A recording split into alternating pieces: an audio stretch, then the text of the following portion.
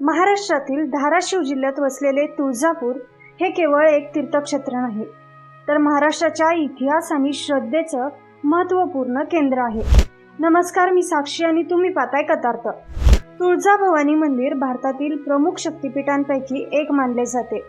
पौराणिक कथेनुसार अनुभूती नावाच्या भक्तीचे रक्षण करण्यासाठी आदिशक्तीने अष्टभुजा रूप धारण करून कुक्कुर नावाच्या राक्षसाचा वध केला. संस्कृतमध्ये देवीला तुळजा असे संबोधले जात असे.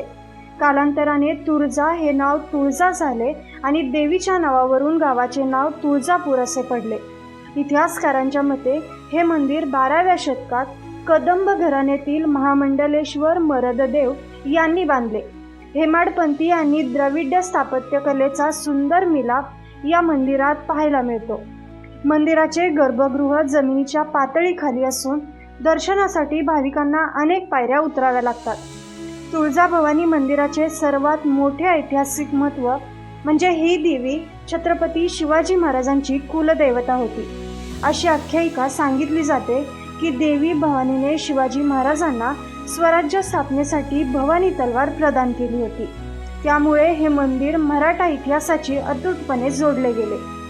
यादव, बहामनी, आदिलशाही, मराठा साम्राज्य आणि निजाम यांच्या काळात मंदिराचा विस्तार झाला.